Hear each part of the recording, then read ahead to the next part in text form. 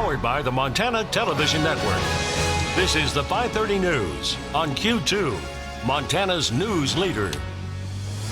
Good evening and thanks for joining us. I'm Russ Riesinger. And I'm Jeanelle Slade. Strong winds, large hail, lightning, and thunder on a path toward our region tonight. Last night didn't seem to satisfy Mother Nature's need for flare, so now round two is expected tonight. And the potential for severe storms has the Q2 weather team on high alert. Rob Griggs joining us now. Rob, you and Ed McIntosh, I don't think you've left the weather center today since I got here. No, we haven't. We've had to bring in snacks and everything. Wow. It's been a busy afternoon because these thunderstorms started developing earlier in the afternoon, and we're still watching it. We've had a close call with a thunderstorm that was happening over Columbus. Let's show you right now what that looks like. That's the cell, and it has been downgraded from a severe thunderstorm right now as it's diminishing, but earlier it was bringing in some large hail and damaging winds and brief heavy rain, and you can kind of see the picture right now as we pull out a little bit. There's plenty of activity to be talking about this evening. It's going to be an active weather night, and yes, there is quite an area of potentially severe thunderstorms. We'll call it a slight risk, much as what we've been talking about. Now, a little closer into the area, eastern Montana, east of Billings, all of these areas shaded in pink are under severe thunderstorm watch until 9 o'clock tonight. You see those little orange boxes a little further off to the east. Those are active severe thunderstorms right now. So obviously with a severe thunderstorm, we're going to be keeping an eye on brief heavy rain that can come through, large hail. We always have the potential for that. And of course, damaging wind gusts. We'll be monitoring it all night long. Also, we're going to give you the complete Q2 storm tracker forecast, including the 4th of July outlook in just a couple of minutes. Russ, Jeanelle? All right, thanks, Rob. A recent shooting in Pioneer Park sparks questions about safety in Billings parks. Now, Billings police say they've created a position to help keep the park safe and say it's making a difference. Q2 Zoe Zandora met with the man patrolling all those parks to learn more.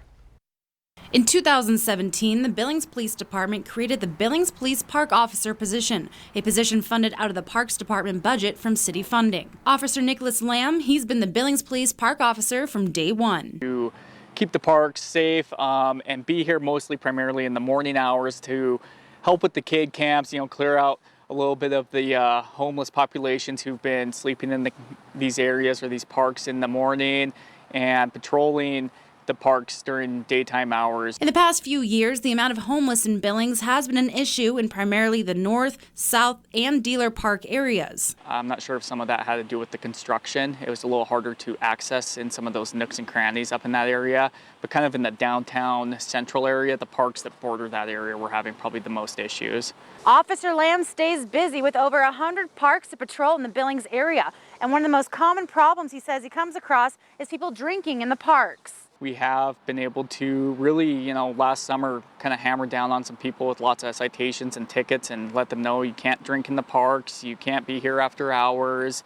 And we were able to get that cleaned up. From 2017 and really from the inception of the park officer position to present time, the city has seen a 33% reduction in calls to the parks. I think it has to do with my position a little bit, but a big part of my position has been trying to preach to the public and a number of the task forces around town that it takes a community to take ownership of a park. The police can only do so much in what we can and can't police, but it takes the community to be out in the parks and enjoying them, and it keeps a lot of the other crime and kind of issues away.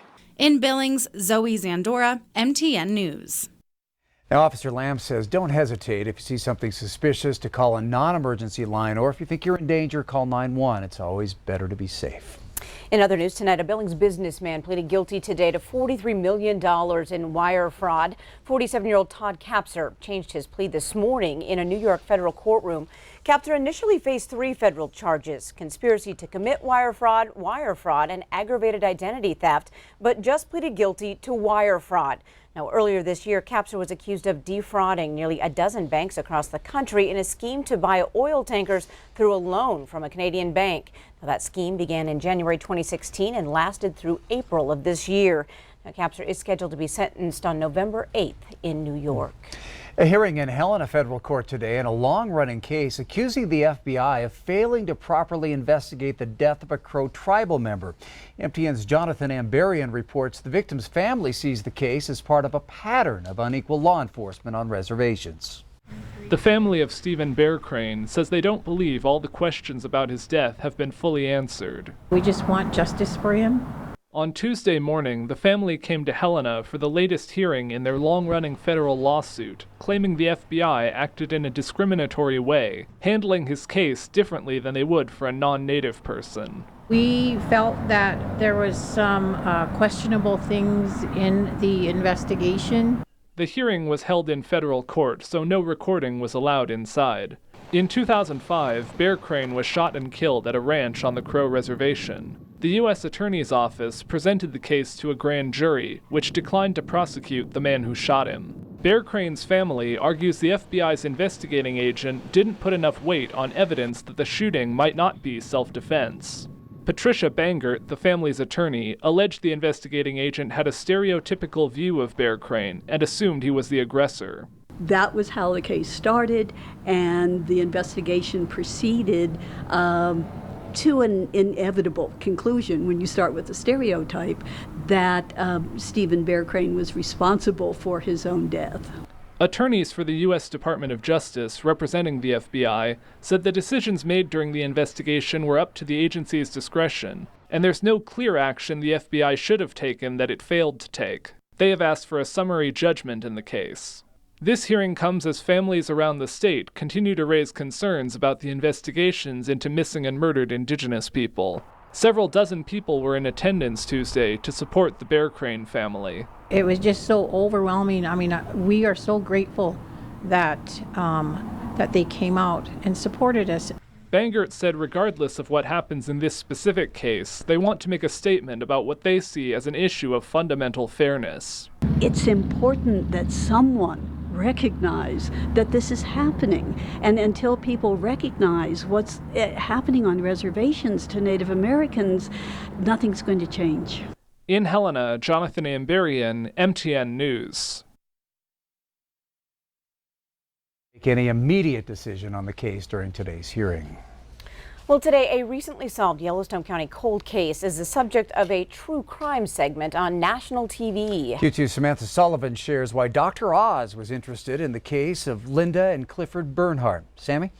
Well, Russ and Jeanelle, the case caught the attention of the Dr. Oz show because of its use of new DNA technology to solve a decades-old cold case. The segment recapped the case of the young couple who was murdered in their Heights home and described how it wasn't until 2004 when the Yellowstone County Sheriff's Office decided to test old evidence for DNA that there was a break. But in 2004, there was no match in the CODIS DNA system. But fast forward 15 years when genealogy testing was becoming increasingly more popular, and they finally were able to identify their killer as one of Linda's co-workers. Sheriff Mike Linder joined the show to explain the importance of finally having those answers. How do you think these results will help your community heal from something I knew that had scarred you for so many years? You know, I think this will help a lot. This is going to send a message to others that if they have information about these types of cases, they need to come forward, regardless of how small it might be, because you can see just we don't give up on these cases, and we'll continue to investigate them just as long as we possibly can. Now, as you may recall, it was just earlier this year that the Sheriff's Department identified the suspect in the double murder as Cecil Caldwell, who died back in 2003. Jeanelle. Thanks, Sammy. Well, tonight, a major impact in the state of Wyoming as hundreds of coal miners are out of their jobs. The Black Jewel Mining Company in Gillette unexpectedly shut down yesterday, locking out nearly 600 workers. This after the company filed bankruptcy on its Eagle Butte and Bel Air mines. The Casper Star Tribune reports the two mines are the fourth and sixth largest producing coal mines in the country. Miners were sent home suddenly after a bank denied the company $20 million in financing to continue operations. The Star Tribune reports that court documents show that Black Jewel owes $500 million in liabilities, including $6 million to employees. Well, today, Governor Mark Gordon addressed the situation during a midday briefing, and local workers are telling reporters with the Gillette News Record that they were blindsided by the sudden closure as they were being told to collect their tools and go. The USS Billings is back on the move again after it struck another ship docked in Montreal, Canada. That incident happened on June 21st, and 10 days later, the Littoral Combat Ship continued its journey Monday morning. Cause of the incident is still under investigation, but the ship is still set to be commissioned in Key West, Florida next month. And now check out what's coming up tonight on your statewide 9 o'clock news. I'm Andrea Lutz. We're learning new details tonight about what led to an explosion of a trailer early this morning in Missoula, sending one person to the hospital. It's coming up tonight on the MTN 9 o'clock news on the CW. But first, on tonight's 5:30 news here on Q2, Americans are crossing the border in order to save their lives, but it's not to Mexico. And later in sports, our athletes of the week are taking dead aim at a national tournament. You're watching MTN News with Jeanelle Slade and Russ Riesinger, Storm Tracker weather with Bob McGuire, and sports with Scott Green.